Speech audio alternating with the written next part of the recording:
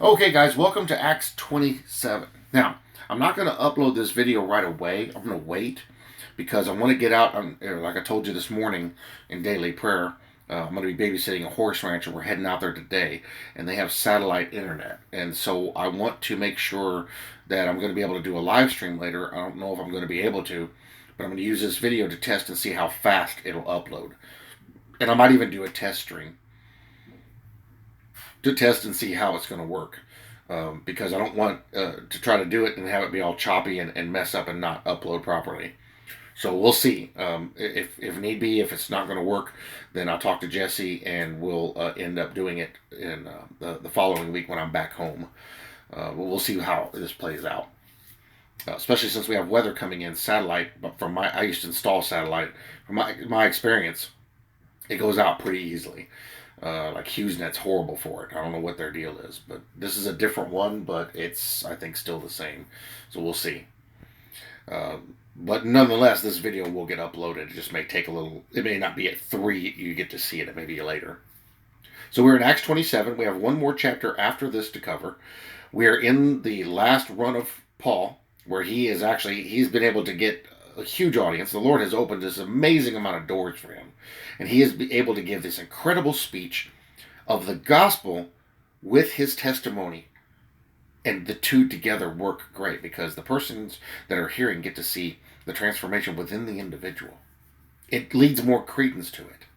It shows how personal it is for each person. The gospel plus your testimony is the most personal confession you can make to anybody. How did the Lord save you? What did he do in your life? And just you doing that. Well, like, who is it? Felix or Festus?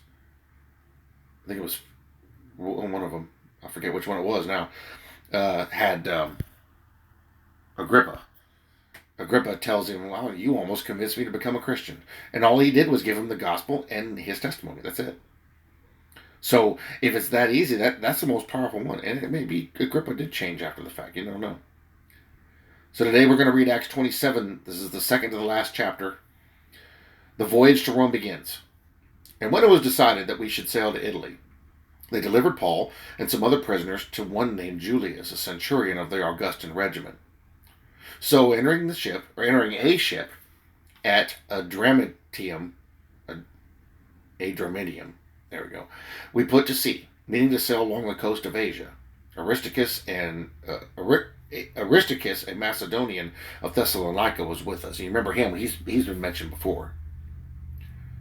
And the next day we landed at Sidon, and Julius treated Paul kindly and gave him liberty to go to his friends and receive care. Remember, Aristarchus is mentioned elsewhere in one of Paul's letters.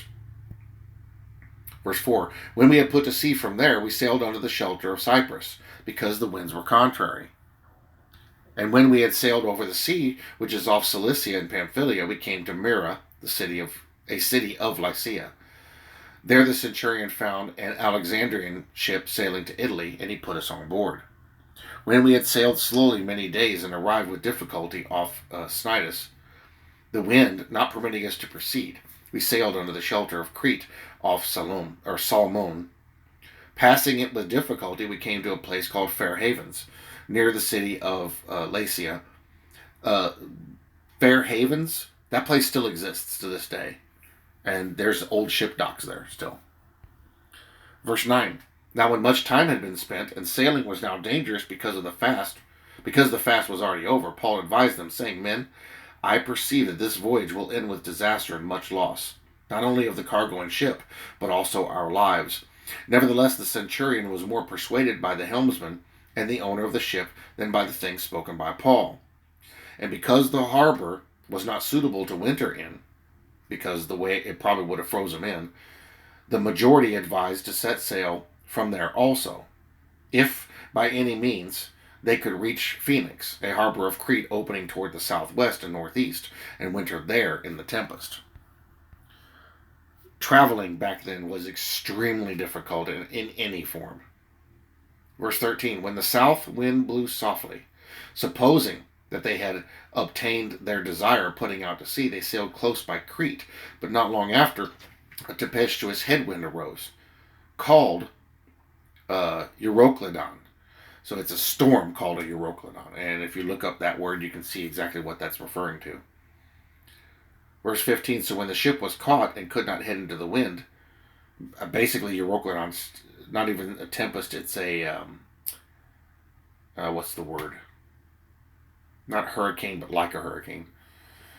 So when the ship was caught and could not head into the wind, we let her drive. And running under the shelter of an island called Claudia, we secured the skiff with difficulty. So basically what they had to do is they just had to let the wind shove it until they could, and steer it as best they could. You can only grab so much wind with the sails to move in a certain direction. And if the wind's blowing the wrong direction, there's literally nothing you can do. And running under the shelter of an island, verse 16, called Claudia, we secured the skiff with difficulty. When they had taken it on board, they used cables to undergird the ship, and fearing lest they should run aground on the Syrtis sands, they struck sails and were so driven. So basically they bound the ship together. Well, that must have been fun, because you had to swim under the ship to do it. Verse 18, and because we were exceedingly tempest-tossed, the next day they lightened the ship. On the third day, we threw the ship's tackle overboard with our own hands. That's dangerous. Verse 20, now when neither sun nor stars appeared for many days, and no small tempest beat on us, all hope that we should be saved was finally given up. They're basically in the middle of a hurricane right now.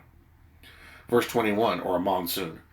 But after long abstinence from food, then Paul stood in the midst of them and said, men, you should have listened to me, and not have sailed from Crete and incurred this disaster and loss. And now I urge you to take heart, for there will be no loss of life among you, but only of the ship.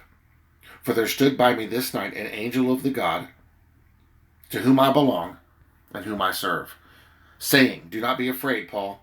You must be brought before Caesar, and indeed God has granted you all those who sail with you. Therefore take heart, men, for I believe God that it will be just as it was told me. However, we must run aground on a certain island. So this particular island they have to run aground on is for a reason. You'll see in a minute. Verse 27, now when the 14th night had come, as we were driven up and down the Adriatic Sea, so basically what was happening is they had their sails pinned, and they were probably trying to tie off a little bit, but it was basically just blowing them up and down and up and down. They had no control anymore because the wind was going so many different directions. About midnight, the sailors sensed that they were drawing near some land. And they took soundings, which is they took a weighted rope, and they would chuck the end of it out and see how deep it was. And they took soundings and found it to be 20 fathoms. And when they had gone a little further, they took soundings again and found it to be 15 fathoms. So they were approaching a shoreline. Verse 29, then, fearing lest we should run aground on the rocks, they dropped 4 anchors from the stern and prayed for day to come. Basically what they did is since they dropped them at the stern, the wind will blow and swing the boat about, so the wind will blow head on at the boat instead of blowing at it from the side, so it doesn't roll it over. Verse 29, then, fearing lest we should run aground on the rocks, they dropped 4 anchors from the stern and prayed for day to come. And as the sailors were seeking to escape from the ship, when they had let down the skiff into the sea under pretense of putting out anchors from the prow, basically they're going to try to lock the ship down where it's at. Verse 31, Paul said to the centurion and the soldiers, unless these men stay in the ship, you cannot be saved. Then the soldiers cut away the ropes of the skiff and let it fall off. And as day was about to dawn, Paul implored them all to take food, saying, today is the 14th day you have waited and continued without food and eaten nothing. Therefore I urge you to take nourishment, for this is for your survival, since not a hair will fall from the head of any of you. And when he had said these things, he took bread and gave thanks to God in the presence of them all. And when he had broken it, he began to eat. Then they were all encouraged and also took food themselves. Look how Paul is being an example. And in all, we were 226 persons on the ship. That's a lot of people. So when they had eaten enough, they lightened the ship and threw out the wheat into the sea. Now they're on the island of Malta, which still exists. You can look it up on Google Maps today. Verse 39, when it was day, they did not recognize the land, but they observed a bay with a beach onto which they planned to run the ship if possible. And they let go the anchors and left them in the sea, meanwhile loosing the rudder ropes. And they hoisted the mainsail to the wind and made for shore, but striking a place where two seas met. So they basically caught a riffle, or you could also call it a cross current, where basically two currents were coming together. But striking a place, verse 41, where two seas met, they ran the ship aground, and the prow stuck fast and remained immovable. But the stern was being broken up by the violence of the waves. So, yeah, this is a bad situation, and they need to get out of the boat. Verse 32, and the soldiers' plan was to kill the prisoners, lest any of them should swim away and escape.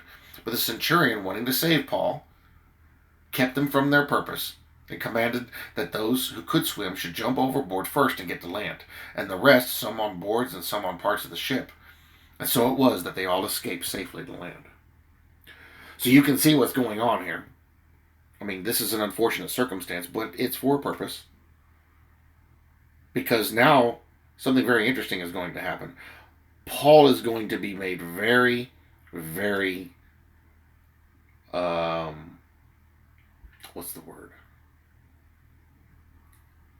They're going to look upon him very differently after this. A lot of things are happening here, and it's to wake up. He's going to get more people saved, but it's to wake up a bunch of people to the truth. And it's also creating a story, because there's chroniclers here, plenty of witnesses seeing what's happening. It's going to create a story that people are going to hear. And it's going to cause people to give glory to God and get saved. And we're going to find more about that out in, basically, the last chapter of Acts 28, where Paul really takes off in his ministry. Because that is Paul's ministry on Malta, and it goes from there.